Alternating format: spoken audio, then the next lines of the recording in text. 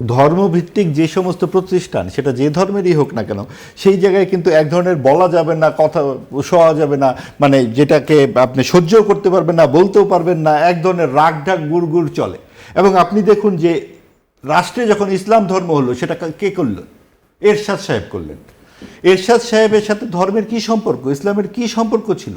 তিনি কোন বিধিবিধান মেনে চলেছেন? তিনি রাষ্ট্র ধর্ম তৈরি করলেন। ইভেন আমাদের নির্বাচন কমিশনের যে আইন, সেই আইনেও কিন্তু ধর্মের নিষেধ, মানে ব্যবহার, রাজনৈতিক ব্যবহারের ব্যাপারে আপত্তি জানানো আছে, কিন্তু সেটাই কোনো দল ফলো করছে না। ফলো না করার কারণে যেটা হচ্ছে, সেটা হলো যখন দরকার সে ইসলামপন্থী হয়ে যাচ্ছে, যখন দরকার সে সেকুলার হয়ে যাচ্ছে। এটার মধ্য দিয়ে একটা ধোঁয়াশা তৈরি হয়, জনগণের মধ্যে একটা বিভ্রান্তি তৈরি হয়, এবং সেই বিভ্রান্তির কারণে যেটা হচ্ছে, তারা যখন নিজেদের পক্ষে থাকেন তখন আপনি ইসলামিস্ট, তখন আপনি সহি, আপনি তার বিরুদ্ধে গেলে তাকে নানাভাবে ট্যাগিং করা হচ্ছে, ট্যাগিং করে তার নাগরিক অধিকার নষ্ট করা হচ্ছে। দর্শক, আমন্ত্রণ আপনাদের সবাইকে নতুন বাংলাদেশের আয়োজনে আমরা কথা বলি দেশের রাজনৈতিক বাস্তবতা নিয়ে, মানুষের অধিকার এবং রাষ্ট্রের ভবিষ্যৎ নিয়ে। আমরা বিশ্বাস করি সত্য বলা এবং অন্যায়ের বিরুদ্ধে দাঁড়ানো এবং সাধারণ মানুষের কণ্ঠ তুলে ধরা আমাদের দায়িত্ব। এখানে আলোচনা হয় আইনের শাসন, গণতন্ত্র, জবাবদিহিতা এবং জনগণের প্রত্যাশা নিয়ে। দেশ এবং দেশের মানুষের স্বার্থকে প্রাধান্য দিয়ে আমরা তুলে আনি সমসাময়িক গুরুত্বপূর্ণ নানা বিষয় এবং নতুন বাংলাদেশের স্বপ্ন, ন্যায় বিচার, একই সাথে মানবিক রাষ্ট্র গঠনের প্রত্যয় নিয়েই আমাদের এই পথ চলা। আপনাদের মতামত, প্রশ্ন এবং অংশগ্রহণ, এই সব কিছু আমাদের অনুষ্ঠানের প্রাণশক্তি। সবাইকে আমন্ত্রণ জানাচ্ছি আমি জান্নাতুল কলি, এবং এই আয়োজনে আমরা প্রতিদিন দুইজন অতিথিকে ডাকি। আজকে আমাদের সঙ্গে থাকবেন মাহবুব আজিজ, সিনিয়র সাংবাদিক, এবং থাকবেন রেজাউল করিম রনি, সাংবাদিক ও রাজনীতি বিশ্লেষক। আলোচনা করব ধর্মভিত্তিক দলগুলোর অবস্থান নিয়ে। দর্শক, আপনারা দেখছেন নতুন বাংলাদেশ, লম্বা বিরতির পর এখনো সঙ্গে যারা আছেন ধন্যবাদ সবাইকে। এবং আজকের অনুষ্ঠানে যেমনটা বলেছি, আমাদের সঙ্গে দুজন অতিথি উপস্থিত হবার কথা। বৃষ্টির ঝড়ঝাপটা শেষ করে আমাদের সঙ্গে এসে পৌঁছেছেন তারা। আমাদের সঙ্গে আছেন ডান দিক থেকে রেজাউল করিম রনি, সাংবাদিক, এবং রাজনীতি বিশ্লেষক আছেন মাহবুব আজিজ, সিনিয়র সাংবাদিক। আমন্ত্রণ আপনাদের দুজনকে। আজকে আমরা আলোচনার বিষয় ঠিক করেছি ধর্মভিত্তিক দলগুলোর অবস্থান কি, এই প্রসঙ্গের নিয়ে আমরা আসলে একটু কথা বলতে চাই। আপনারা জানেন গত কয়েকদিন ধরেই পত্রপত্রিকার পাতায় আমরা দেখছি যে ধর্মভিত্তিক দলগুলোর অবস্থান পরিষ্কার করতে হবে, এটা নিয়ে মোটামুটি লেখালেখি হচ্ছে। টিআইবি আবার এই বিষয়টি নিয়ে পরিষ্কার করবার জন্য আহ্বান জানিয়েছে ধর্মভিত্তিক রাজনীতি যারা করেন সেই দলগুলোকে। একটু বলবেন যে রাজনীতির ক্ষেত্রে, রেজাউল করিম রনি আপনাকে দিয়ে শুরু করি, আমরা দেখি যে ধর্মভিত্তিক রাজনৈতিক দলগুলোকে যারা রাজনীতি করেন, অর্থাৎ বড় বড় দলগুলো আছে, তারা নির্বাচনী জোটের সময় শুধু তাদেরকে সঙ্গী করেন, এবং তারপর আর আমরা সেই জোটের বন্ধুত্বটা লম্বা সময় পর্যন্ত চলে কি চলে না তা নিয়ে এক ধরনের প্রশ্ন থাকে। এখন আসলে সাধারণ মানুষ জানতে চায় যে এই দলগুলোর যে কাজ বা তাদের যেই অবস্থান, এগুলো আর দায় দায়িত্ব আসলে কাদের, কিভাবে এগুলো এই জায়গাটা পরিষ্কার করতে হবে, এবং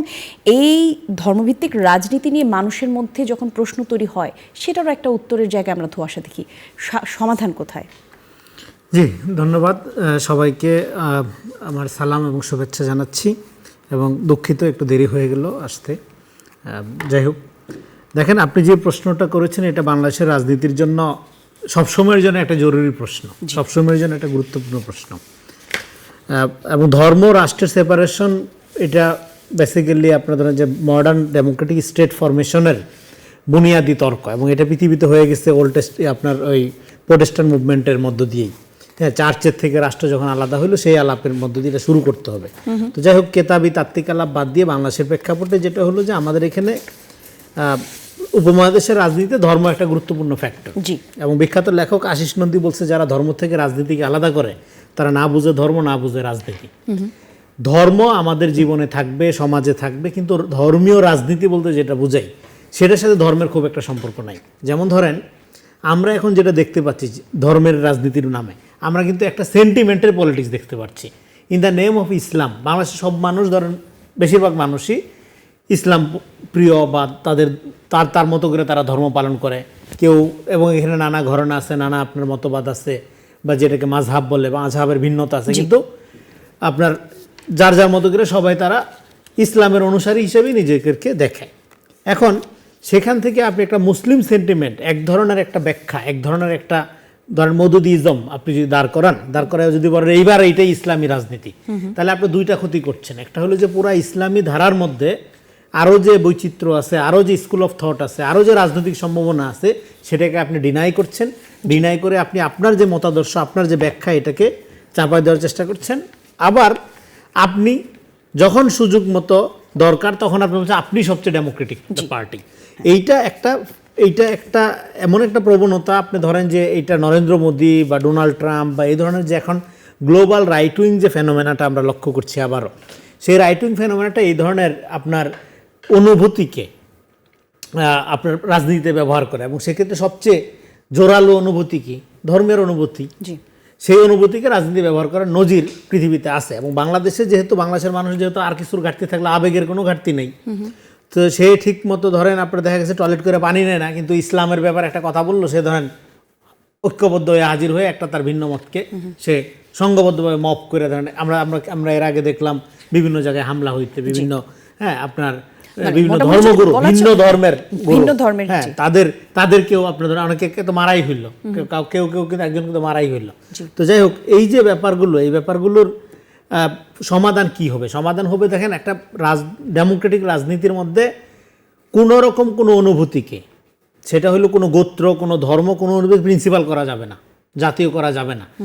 সেটা হবে কি ভ্যালু প্লুরালিজম করবে। আমি ভ্যালু প্লুরালিজম করবে কোনো রাষ্ট্র। এই রাষ্ট্র তো শুধু মুসলমানদের না, এই রাষ্ট্র অন্য ধর্মের লোক আছে, অন্য ভাষাভাষী আছে। কিন্তু আমাদের রাষ্ট্র যেভাবে পরিচালিত হয়, ধরেন এক এক সময় যেই সরকার গঠন হয়, সেই সরকার গঠনের মধ্যে তো আমরা দেখি সরকারি ধর্মভিত্তিক দলগুলোকে ব্যবহার করে ভোট ব্যাংক হিসেবে। বিএনপি করেছে, আওয়ামী লীগও করেছে, মানে একদম স্বাধীনতার পর থেকে এখন পর্যন্ত ধর্মভিত্তিক যতগুলো দল আছে আমরা কালে কালে দেখেছি প্রত্যেকটা দলই তাদেরকে ব্যবহার করেছে। এনসিপি এখন করছে। এই আসলে এই ব্যবস্থাটা ধর্মভিত্তিক রাজনীতি ব্যবহারের যে রাজনীতি আপনি বললেন, এইটা সমাজে তো আছে এলিমেন্ট, ব্যবহার কেন করবে না? সমাজে তো আছে, এই জন্য রাষ্ট্র, এই জন্য তো আমরা বলি যে রাজনৈতিক দলগুলোরই তো দায়িত্ব। রাজনৈতিক দলগুলো চাইলে আপনি দেখবেন কোন ধরনের রাজনৈতিক দলকে আপনি সমর্থন করছেন, সে কি এই জন্য পলিটিক্যাল ইউজ অফ ইমোশন, এইটা একটা ক্রাইম। ইভেন আমাদের নির্বাচন কমিশনের যে আইন, সেই আইনেও কিন্তু ধর্মের নিষেধ মানে ব্যবহার, রাজনৈতিক ব্যবহারের ব্যাপারে আপত্তি জানানো আছে, কিন্তু সেটাই কোনো দল ফলো করছে না। ফলো না করার কারণে যেটা হচ্ছে, সেটা হলো যখন দরকার সে ইসলামপন্থী হয়ে যাচ্ছে, যখন দরকার সে সেকুলার হয়ে যাচ্ছে। এটার মধ্য দিয়ে একটা ধোঁয়াশা তৈরি হয়, জনগণের মধ্যে একটা বিভ্রান্তি তৈরি হয়, এবং সেই বিভ্রান্তির কারণে যেটা হচ্ছে, তারা যখন নিজেদের পক্ষে থাকেন তখন আপনি ইসলামিস্ট, তখন আপনি সহি, আপনি তার বিরুদ্ধে গেলে তাকে নানাভাবে ট্যাগিং করা হচ্ছে, ট্যাগিং করে তার নাগরিক অধিকার নষ্ট করা হচ্ছে। এই জন্য আমরা বলি 5 তারিখের পর আমরা কি বলছিলাম? আমরা বলছিলাম রাষ্ট্র হবে ভ্যালু বেস, ইডিওলজি থাকবে সমাজে। ওকে, আপনি ইসলাম পালন করতে চান, আপনি সমাজে থাকেন, অসুবিধা নেই। আপনি হিন্দু ধর্ম করতে চান, সমাজে থাকেন। রাষ্ট্র কোনো ধর্মভিত্তিক প্রতিষ্ঠান না। রাষ্ট্র হলো ভ্যালু প্লুরালিটি করবে, এবং সেক্ষেত্রে নাগরিকদের দায়িত্ব হলো কোন ধরনের দলকে আপনি সমর্থন করছেন। সেই দলটা কি একটা আয়রন জ্যাকেট, একটা ইডিওলজি বা একটা এরকম একটা আপনার মতাদর্শপন্থী দল, নাকি সে রাষ্ট্রকে একটা কল্যাণ রাইটস বেস, অধিকার বেস রাষ্ট্র করতে চায়, যেখানে হিন্দু, বৌদ্ধ, খ্রিস্টান সমস্ত মানুষই তার নাগরিক আকারে ট্রিট হবে বা প্রতিফলিত হবে তার অধিকারটা। কিন্তু তা না করে যদি আপনার আবেগ উস্কে দিয়ে, আপনার ধর্মীয় অনুভূতিকে উস্কে দিয়ে সবসময় বিভাজন তৈরি করে আপনার নাগরিক অধিকার হরণ করে সে শুধু ছলে বলে কৌশলে ক্ষমতা দখলের চেষ্টা করে, বুঝতে হবে সেই রাজনীতিটা একটা ফ্যাসিস্ট রাজনীতি। ধন্যবাদ আপনাকে। মাহবুব আজিজ, আপনাকে একদম সরাসরি ঘটনা প্রসঙ্গ টেনেই প্রশ্ন করতে চাই। এই যে রাজধানী শাহ আলী মাজারে যে ঘটনা ঘটলো, পূর্বেও একাধিক ঘটনা ঘটেছে, আপাতত এই বিষয়টি নিয়েই কথা বলতে চাই। পুলিশ বলেছে মাজারে হামলার ঘটনা ঘটেনি, মাদক বিরোধী অভিযান চালানো হয়েছে। এই অভিযান স্থানীয় জামায়াতের নেতাকর্মীরাই চালিয়েছে এমন দাবি পুলিশের। আমরা আসলে কোন সমাজে বসবাস করছি যেখানে স্থানীয় মানুষরা মানে অভিযান চালাতে পারে, মাদক বিরোধী অভিযান চালাতে পারে? আমাদের দেশে তো আইন আছে, আমাদের দেশে তো পুলিশ আছে, এবং যেই জায়গার ঘটনার কথা আমরা বলছি সেটা রাজধানী। আমাদের রাজধানীতে যে কোনো জায়গাতেই পুলিশের দূরত্ব বা থানার দূরত্ব খুব বেশি নয়। আমরা কেমন সমাজে বসবাস করছি? এই ঘটনা আরও কোনো তথ্য বা বার্তা আপনি দিতে পারেন কিনা? কেমন বার্তা দেয়? ধন্যবাদ, শুভেচ্ছা সবাইকে। দেখুন, কিছুদিন আগেই 11 বছরের একটি মাদ্রাসার ছাত্রী অন্তঃসত্ত্বা হলো ধর্ষণের, এবং সে তার মা এবং চিকিৎসককে বলল যে পেটের নিচের দিকে কি যেন নড়ে। তো কত অমানবিক সমাজে আমরা বাস করছি যে এরকম একটি ঘটনা আমাদেরকে হজম করতে হয়, এবং তারপর কিন্তু আমরা তখন কোনো ভাঙচুর সেখানে দেখি না, কোনো প্রতিবাদ কিন্তু সেখানে দেখি না। আপনি দেখুন, আমি কিন্তু ভাঙচুর করতে হবে তা বলছি না, আমি বলছি যে প্রতিবাদ এবং ভাঙচুরটা কোথায় হচ্ছে। আপনি লাগাতার মাজার ভাঙা হলো, লাগাতার ভাস্কর্য ভাঙা হলো, মুক্তিযুদ্ধের বিভিন্ন স্থাপনার উপর হামলা, আমরা হ্যাঁ, আমরা কখনোই কিন্তু কোনো বলাৎকার কিংবা ধর্ষণের বিরুদ্ধে দাঁড়াতে দেখলাম না। বিশ্ববিদ্যালয়ে ধর্ষণ হয়, সেখানে কিন্তু প্রতিবাদ হয়, এবং মানিককেও সেখান থেকে তাড়ানো হয় ধর্ষণে সেঞ্চুরি করার জন্য। ছাত্রলীগের সেই প্রতাপশালী নেতা 98-তে জাহাঙ্গীরনগরে ঘটনা ঘটেছে। কিন্তু আমরা মাদ্রাসায় কখনো এটা দেখছি না। অর্থাৎ ধর্মভিত্তিক যে সমস্ত প্রতিষ্ঠান, সেটা যে ধর্মেরই হোক না কেন, সেই জায়গায় কিন্তু এক ধরনের বলা যাবে না, কথা শোয়া যাবে না, মানে যেটাকে আপনি সহ্যও করতে পারবেন না, বলতেও পারবেন না, এক ধরনের রাগ ঢাক গুড় চলে। এবং আপনি দেখুন যে রাষ্ট্রে যখন ইসলাম ধর্ম হলো, সেটা কে করলো? এরশাদ সাহেব করলেন। এরশাদ সাহেবের সাথে ধর্মের কি সম্পর্ক, ইসলামের কি সম্পর্ক ছিল?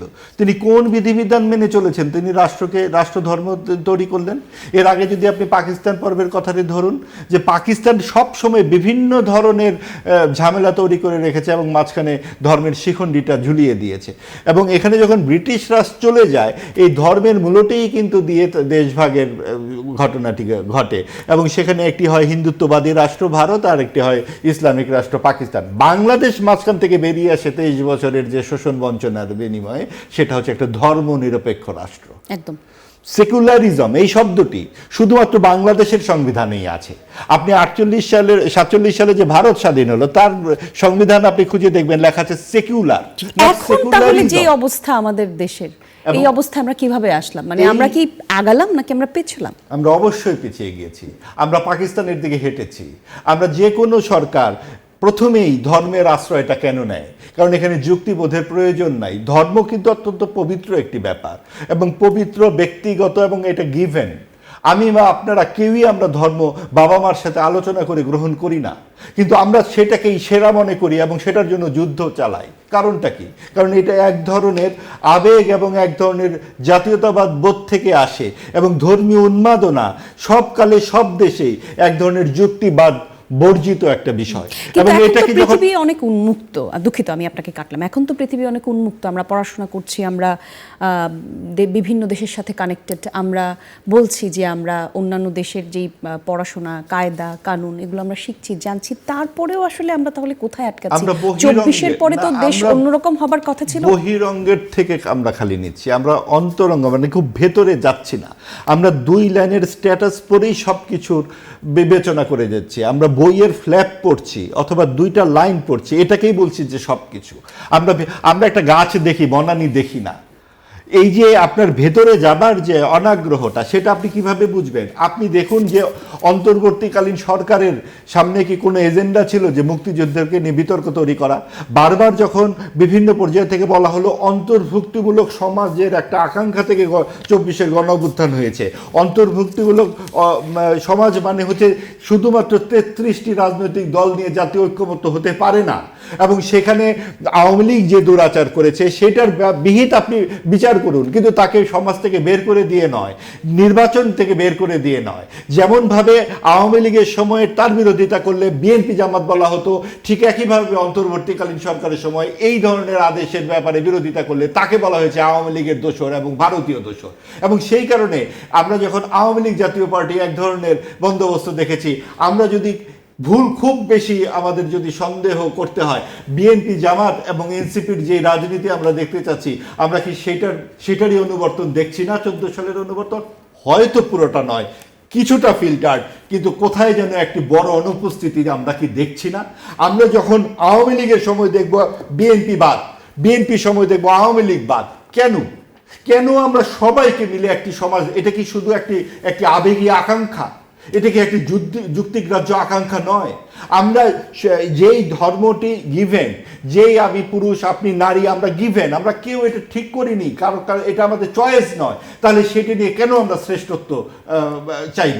এবং আপনি যে ধর্মভিত্তিক রাজনীতি, এবং এটা একটা খুব সহজ রাজনীতির কৌশল, কারণ মানুষ এই বিষয়টি নিয়ে কখনো তর্ক তেমনভাবে পছন্দ করে না, এর বিরুদ্ধাচারণও পছন্দ করে না যে যার Sensitive. ধর্মের। জি। ওই জায়গা থেকেই আপনি দেখুন যে মাজার যে ভাঙা হলো এবং সব জায়গায় লাগাতারভাবে ভাঙা হচ্ছে, সেইখানে কি কোনো ধর্মবাদী মানুষের মাথায় কেন যাচ্ছে না যে ধর্মের নামে আর যেখানে ধর্মের অনাচার হচ্ছে সেইখানে কেন আমরা দাঁড়াই না? কাজেই ধর্মের এগুলো একটা এক ধরনের রাজনৈতিক ব্যবহার। রাষ্ট্র হচ্ছে ইহজাগতিক প্রতিষ্ঠান, যেটা ভাই বললেন, রাষ্ট্রের কাছে চাই চাকরি, চাই আমার ন্যূনতম গণতান্ত্রিক মৌলিক অধিকার। নিরাপত্তা। রাষ্ট্রের কাছে তো আমি বেহেশত চাইবো না, বেহেশত তো চাইবো আমার আল্লাহর কাছে। তাহলে আমি কেন রাষ্ট্র আমাকে বেহেশতের বন্দোবস্ত করে দিতে চাচ্ছে? ইহজাগতিক যে সমস্ত প্রয়োজন আপনি পূরণ করতে পারছেন না, সেই জন্য আপনি আমাকে বেহেশতের প্রলোভন দেখিয়ে আমাকে এই ইহজাগতিক সমস্যার আপনি দূর করার কথা বলবেন? কাজে এই সমস্ত হচ্ছে অনেক অনগ্রসরতা। আপনি সে বিশ্ব খুলে যাবার যেই কথা বললেন, সেটাও কিন্তু বিশ্ব খুলে যাওয়া মানে কিন্তু সব তথ্যের অবাধ প্রবাহই শুধু নয়, জি। পৃথিবীর দেশে দেশে পাকিস্তান, সিরিয়া, ইরাক, লেবানন, জি। এই সমস্ত দেশে আপনি কি দেখছেন? এমনকি ভারতে কি উগ্র সাম্প্রদায়িকতা আপনি দেখছেন না? তাহলে তবে আপনি যে আপনি বিষয়টি নিয়ে ভারত কথা করছেন দেখে আপনাকে করতে হবে? ওখানে সুখেন্দু বাবু সাম্প্রদায়িক কথা বলছেন দেখে আমাদের এখানে সুখেন্দু সাহেবরা মাথাচাড়া দিয়ে উঠবেন? এটা তো হতে পারে না। একদম একদম, আমি আপনার সাথে একমত। একটা বিরতি নিয়ে আসি আমরা, একটা বিরতির পর ফিরছি। দর্শক, নতুন বাংলাদেশ দেখছেন, বিরতির পর আবারও আসছি। আরও একবার আমন্ত্রণ, নতুন বাংলাদেশ দেখছেন। আমাদের সঙ্গে রেজাউল করিম রনি এবং মাহবুব আজিজ আছেন। আমরা আলোচনা করছিলাম, আজকের আলোচনার বিষয় আমরা ঠিক করেছিলাম ধর্মভিত্তিক দলগুলোর অবস্থান কি। রেজাউল করিম রনি, 24-এর পর দেশের যে অবস্থা হয়েছে, তারপরে আমরা ভেবেছি যে রাষ্ট্রে যখন একটা নির্বাচিত সরকার আসবে তখন এই সমস্ত ঘটনার বোধহয় শেষ হবে, একটু স্বাভাবিক দিকে হয়তো মানুষ যাবে। কিন্তু ঘটনার মানে মবের কথা যদি আমরা বলি, মব কালচার কিছুটা কমেছে। বাকি যে বিষয়গুলো নিয়ে আমরা চিন্তিত ছিলাম, সমাজে অস্থিরতা ছিল, তা কিন্তু এখনও আছে। সরকার তাহলে কি করছে? দেখেন, অস্থিরতার একটা লম্বা সংস্কৃতির মধ্য দিয়ে আমরা এখানে আসছি। এটা ওভারনাইট দূর করা যেরকম সম্ভব না, কিন্তু এটা দূর না করলে রাষ্ট্রও চলবে না, এটাও আবার সত্য। ফলে সেক্ষেত্রে সরকারকে ডেফিনেটলি দ্রুত যেটা করতে হবে, যে পুলিশের যে কনফিডেন্স যেটা নষ্ট হয়েছে এটা ফেরত আনতে হবে। এবং এই যে ঘটনা নিয়ে আপনি আর এখানে আলোচনার সূত্রপাত হলো, এই ঘটনায় কিন্তু গ্রেফতার করা হয়েছে 3 জন। এখন গ্রেফতার করা হয়েছে যাদেরকে তারা কোন দলের সেই পরিচয় প্রকাশিত হয়েছে। এখন মুশকিল হলো, এই দলটা যে এরকম কর্মকাণ্ড এই প্রথম কি করলো? এর আগে ফুলের মালা দিয়ে সারানো হয় নাই, কিন্তু তারপরেও, এবং এর আগে মিডিয়াতে যে আক্রমণ হইলো, তারপরও সেখানে তাদের কর্মীরা আপনার প্রকাশ্যে আপনার ফেসবুকে পোস্ট দিয়ে তাদের নেতারা এই হামলাকে উস্কাইছে, তারপর অস্বীকার করা হয়েছে দল থেকে। তো ফলে এই যে অস্বীকারের সংস্কৃতি, এটার মধ্য দিয়ে তো আপনার ধরেন এক ধরনের মানে কি বলে আত্মবিশ্বাস তৈরি হয় ধরনের মাফ করার। এখন সেক্ষেত্রে রাষ্ট্র ডেফিনেটলি আইনানুগ ব্যবস্থা নিতে হবে, ধরতে হবে, ধরার মধ্য দিয়ে এটাকে সুরাহা করতে হবে। কিন্তু এই জায়গায় এরকম একটা দল আসে কিভাবে? এই আসার ক্ষেত্রে আপনার গণঅভ্যুত্থানের পরে এখানে এক শ্রেণীর বুদ্ধিজীবী এখানে একটা সেকুলার রাইট উইংকে তো উস্কাইছে, একটা ধর্মভিত্তিক রাজনীতির মধ্য দিয়ে ক্ষমতা দখল করার চেষ্টা এখানে তো হয়েছে। এটা -2 ফর্মুলার আলোকে একটা ধর্মভিত্তিক রাজনীতিকে একটা প্রক্সি ফোর্স হিসাবে রেখে এনজিও লর্ডসরা ক্ষমতা ভাগাভাগি করবে, এই বন্দোবস্ত কায়েম করার চেষ্টা তো এখানে করা হয়েছে। এখন তারা আবার মাজারের জন্য কান্নাকাটি করে কেন? আচ্ছা, সবকিছু যেহেতু কারণ পরিষ্কার, এই যে বুদ্ধিজীবীরা যারা নিরপেক্ষতার ব্যাস ধরে এই ধরনের আল্ট্রা ফ্যাসিস্ট শক্তিকে শক্তি যোগাইছে, লজিক যোগাইছে, তাদের সভা সেমিনারগুলোতে গিয়ে জ্ঞান উৎপাদন করছে, এখন তারা আবার মাজারের জন্য কান্নাকাটি করে। ওদের কারণেই তো আজকে এটা শক্তিশালী হয়েছে। যখন আমরা বারবার বললাম যে একটা গণতান্ত্রিক রাজনীতি আমাদের দরকার, 5 তারিখে গণঅভ্যুত্থান কিসের বিরুদ্ধে হয়েছিল? এটা ক্যাডার ভিত্তিক মতাদর্শপন্থী ফ্যাসিস্ট রাজনীতির বিরুদ্ধে।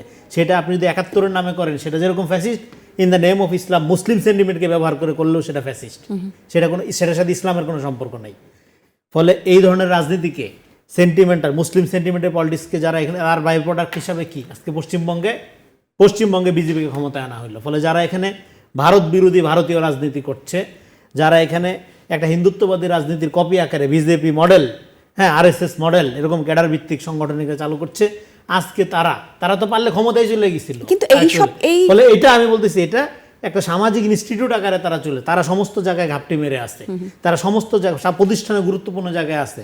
ফলে আপনি চাইলেই ওভারনাইট তারা, যেমন পুলিশের মধ্যে তারা নাই এই গ্যারান্টি আপনি দিতে পারবেন, মিডিয়াতে তারা নাই সে গ্যারান্টি আপনি দিতে পারবেন, সরকারের ভেতরে তারা নাই সে গ্যারান্টি আপনি দিতে পারবেন, আওয়ামী লীগের সময় তারা ছিল না, এই গ্যারান্টি আপনি দিতে পারবেন? ছিল। সমাধান আসতে এত সহজে সমাধান হবে না। এই যে দীর্ঘ সময়ের এই যে গুপ্ত ক্যাডার ভিত্তিক রাজনীতির কালচার, এটাকে বন্ধ করতে হবে, বন্ধ করে রাজনীতি ওপেন আপ করতে হবে, গণতান্ত্রিক পলিসি বেজ রাজনীতি হইতে হবে। কিন্তু মাহবুবাজির যে প্রশ্নটা রাখলো, দুঃখিত আপনাকে কাটলাম, মাহবুবাজির প্রশ্ন রাখলো যে বিএনপি জামাত এনসিপি সবাই একসাথে মিলেই আবার এই দেশ পরিচালনা করছে কিনা, যেমন আমরা আওয়ামী লীগ আমলে বলেছি আওয়ামী লীগ এবং জাতীয় পার্টি। এটা কোনো আপনার কমেন্টেটরের বক্তব্য আমরা শুনছি, কিন্তু এটার বাস্তবতা কতটাই আপনার দেখেন, যদি এটাই হয় জামাত বা এই এনসিপি জোটের রাজনীতি কি, বিএনপির বিরুদ্ধে একটা পারসেপশন তৈরি করা যে বিএনপি সাদাবাস তারা সাধু, যদি তাদের মধ্যে একটা আতাতি থাকতো তাহলে তারেক রহমানকে নিয়ে গালাগালি করা, জাইমা রহমান তারেক রহমানকে নিয়ে এমন কোনো প্রপাগান্ডা নাই, বিএনপি নিয়ে এমন কোনো প্রপাগান্ডা নাই যেটা না করা। জাতীয় পার্টি কোন দিন আওয়ামী লীগ নিয়ে ধরনের প্রপাগান্ডা করছে? সেটা তো আমরা আওয়ামী লীগ কোন দিন জাতীয় পার্টিকে জামায়াতের টুইটার আইডি থেকেও শুনেছি যে ফলে ফ্ল্যাশ করা হচ্ছে। এইটাকে যারা একটা পাতানো বিরোধিতা মনে করতে চাচ্ছে, আরে ভাই জামাত তো ক্ষমতা নিয়ে নিছিল, আমেরিকাও চাইছিল, মিফতি আমির হামজা বলেন আপনার সাথে অনেকবার আলাপ করছে যে আমেরিকাও চায় জামাত ক্ষমতায় আসুক। এখানকার বুদ্ধিজীবিতা, ইন্ডাস্ট্রি, মিডিয়া, দেশি বিদেশি শক্তি, গণঅভ্যুত্থানের আবেগ সব মিলে তো জামাত ক্ষমতা নিয়ে নিছিল প্রায়, তাই না? সেরকম একটা অবস্থায় তো আপনারা চলে গেছিলেন। তো সেটার তো আতাত মনে করার তো কোনো কারণ নেই। মানুষ এখানে ডেফিনেটলি এখানে বাংলাদেশের গণতন্ত্র পরায়ণ মানুষ 12 তারিখে গণতন্ত্রের স্বার্থে এই দলকে, হ্যাঁ বিএনপির অনেক দোষ ত্রুটি আছে, বিএনপি নিজেও দাবি করে না যে তাদের কোনো সমস্যা নাই, এটা একমাত্র বাংলাদেশের জনগণের ক্রেডিট যে এরকম একটা নির্বাচিত সরকারকে আনছে। ফলে এখানে যারা এই আতাতটা খুঁজে, আমি মনে করি তাদের জামাতের ব্যাপারে পলিটিক্যাল আন্ডারস্ট্যান্ডিংয়ের ঘাটতি আছে। জামাত এমন একটা পলিটিক্যাল পার্টি, তারা জাস্ট লাইক আওয়ামী লীগ, হ্যাঁ তারা সর্বব্যাপী, তারা সব কিছু গ্র্যাপস করে ফেলতে চায়, ছলে বলে কৌশলে, প্রকাশ্যে না পারলে গোপনে। তো ফলে সেখানে এখন ওদের মূল রাজনীতিটা কি? বিএনপির ব্যাপারে একটা পারসেপশন ক্রিয়েট করা যে বিএনপি খারাপ, তারা ভালো, যেহেতু তার কোনো রাজনীতি নেই। তার যদি রাজনীতি থাকতো, তার যদি সংগঠন থাকতো এরকম সর্বব্যাপী সংগঠন একটা আছে, ক্যাডার ভিত্তিক সংগঠন, ফলে এইটা আমি বলি আপনাকে, ফলে এইটাকে সেহেতু তার মোকাবেলা করার ক্যাপাসিটি, বিএনপিকে মোকাবেলা করার ক্যাপাসিটি সাংগঠনিকভাবে যেহেতু তার নাই, সেই জন্য পারসেপশন বেস পলিটিক্সটা করে। ফলে এই পলিটিক্সটা আবার যেহেতু এই পলিটিক্সটা অল্প সময়ের মধ্যে মনে হয় যে মানে প্রমাণিত হয় যে এটা ভুয়া মিথ্যা। যেমন আমি আপনাকে একটা স্টোরি দেখাই, নিউজ, এই যে আজকে প্রথম আলোর প্রথম পাতায় লিড স্টোরি করছে আবার নাগরিকত্ব ছাড়ার আবেদন এস আলমের, অথচ যখন বাংলাদেশ ব্যাংকের গভর্নর নিয়োগ দেওয়া হইলো, আপনারা টকশোতে আনছেন, কথা বলছেন সমস্ত জায়গায়, কি এস আলমকে ফেরতের জন্য আনা হইলো। এস আলমকে ফেরতের জন্য যদি গভর্নর নিয়োগ দেওয়া হয় বা বিএনপি ক্ষমতায় আসে বা বিএনপির সাথে একটা আতাত হয়, তাহলে এস আলমের শুধু মালিক না, তার বউ, স্ত্রী, সন্তান সবাই বাংলাদেশের নাগরিকত্ব ত্যাগের আবেদন করতেছে কেন? তার মানে তারা ফেরত আসবে না, আপনি চাইলেও সে ফেরত আসবে না। কিন্তু আপনারা ন্যারেটিভ তৈরি করলো কি পুরো সময়টা ধরে এস আলমকে ফেরানোর আয়োজন। বাংলাদেশে এখন তো আসলে তাদের আসার অবস্থা আছে কিনা? সে তো নাগরিকত্ব বাতিল করতে যাচ্ছে সে, আপনি চাইলেও সে আসবে না, আপনি ডাকলেও সে আসবে না, একদম আসার তো আসলে তেমন কোনো কারণ আর না, আপনি যা চাইলেও সে আসবে না। যদি আপনি ধরেন সরকার মনে তারা করলো, তো জানে বাংলাদেশ এখন না মনে করলো যে এখানে তাদের টাকা পয়সাগুলো আইনে অর্থনীতি পুনরুদ্ধার করার ক্ষেত্রে তাদের একবার ডাকলো, সে আসবে না। কেন আসবে? আসার জন্য তো সেই লুটপাট করে নিয়ে যায় নাই। ফলে এই যে পারসেপশন তৈরির রাজনীতি, এখন এটা যে মিথ্যা ছিল এটা এখন প্রুভ হচ্ছে। ফলে যেহেতু তাদের পারসেপশন তৈরির রাজনীতিটা 7 দিনের মধ্যে ভুল প্রমাণিত হয়, মিথ্যা প্রমাণিত, তখন তারা আবার ব্যাক টু দ্য প্যাভিলিয়ন ফিরে যায়, তখন তারা আবার আশ্রয় খুঁজে। এই পয়েন্টটা বলে শেষ করে নিলে বোঝা যাবে না। তখন তারা আবার আশ্রয় খুঁজে, তখন তারা আবার হ্যাঁ সরকারকেও সহযোগিতা করতে হবে, আমরা সরকারের সব খারাপ বলি না, হ্যাঁ সরকারের এটা অসহায়ত্ব আছে। যখন তারা ব্যাকফুটে যায় তখন তারা সরকারের ব্যাপারে নমনীয় হয়ে ওঠে। সেটার কারণে কারো মনে হইতে পারে বোধহয় একটা ঐক্য আছে বা বোধহয় একটা গোপন আন্ডারস্ট্যান্ডিং আছে। নো, এখানে কোনো গোপনীয়তার ব্যাপার নাই, এইটা একটা পাওয়ার ব্যাটেল, প্রত্যেকের মতো ফাইট করছে। এখানে জনগণ শুধুমাত্র ডিসাইড করছে 12 তারিখে তাদের ভোটের মধ্য দিয়ে কে রাষ্ট্র ক্ষমতায় আসবে। মাহবুবাজি যেই কথাগুলো আসলে বললেন রেজাউল করিম রনি, এই একই রকম কথা আমরা বোধহয় শুনেছি আগের টকশোগুলোতে, আগে 24-এর আগে যখন টকশো হতো তখন শুনেছি। একদম ক্ষমতা ছাড়ার পর শেখ হাসিনাও বলে গিয়েছিলেন যে ইউএসকে যদি দেশ দিয়ে দিতাম, তার হাতে যদি ক্ষমতা থাকতো, তাহলে আমি ক্ষমতার চেয়ারে এখনো বসে থাকতে পারতাম। সবগুলো কথা মনে হয় যেন আমরা আগে শুনেছি, কোথাও শুনেছি। মিল পাচ্ছেন নাকি কোথাও? না, আমি রনি ভাইয়ের একটি কথার সঙ্গে একটু যুক্ত করতে চাই। পাওয়ার ব্যাটেল, এটা ঠিক, পাওয়ার ব্যাটেল তো থাকবেই। এবং এটা সবচেয়ে বড় যেই পাওয়ার ব্যাটেলটা হয়েছে কি, একটি দলকে অনুপস্থিত করে দিয়ে যে ব্যাটেলটি, অর্থাৎ আগে একটি দলকে অনুপস্থিত করলে প্রতিযোগিতাটা অনেক সহজ হয়ে যায়, এটা তো দৃশ্যমান। এবং এই দৃশ্যমানের যে ঘটনাটা ঘটলো এরপরে যেটা করলো এটাও সত্য যে জামাত অতি চতুর, সেই চাতুর্যের সাথে তারা অপেক্ষা করছে যে সরকারি দলের ব্যর্থতার পর জনসমর্থন কার দিকে যাবে, বিরোধী দলের প্রতি যাবে, কাজেই পরের টার্মে তারা আসবে। কিন্তু এই যে টার্ম সব ঠিক হয়ে যাচ্ছে, কিন্তু একটি অংশের অনুপস্থিতি নিশ্চিত করে এই জায়গাটাতেই অন্তর্ভুক্তিমূলক সমাজের আকাঙ্ক্ষা একদম সরাসরি আঘাতপ্রাপ্ত হচ্ছে। এখন হতে পারে যে এই বিষয়গুলো নিয়ে অনেক কথা হতে পারে, যে ওরা তো গুলি করেছে ইত্যাদি। আমাদের সময় আমি একটু শেষ করছি। রাষ্ট্র সংস্কারের কথা এত বলা হয়, সমাজ সংস্কারের কথা বলা হয় না কেন? আপনি জাতীয় সংসদে দাঁড়িয়ে আছে আপনি যেই দলটি দেশের স্বাধীনতা চায়নি, আপনি তার কাছ থেকে কি প্রত্যাশা করেন, কি সমাজ সংস্কারের আপনি প্রত্যাশা করেন? সেই জন্য আপনি বাজার ভাঙা দেখছেন, সেই জন্য আপনি ধর্মের রাজনীতি দেখছেন। তখনই সমাজ সংস্কার সম্ভব হবে যখন দেশের মুক্তিযুদ্ধের চেতনার কথাটি আবার বলা হবে, এবং বলা হবে না যে এটা চেতনা ব্যবসা। ধন্যবাদ আপনাদেরকে, ধন্যবাদ। অনুষ্ঠানের শেষ পর্যায়ে দর্শক সঙ্গে ছিলেন যারা, ধন্যবাদ সবাইকে, আজ বিদায় নিচ্ছি।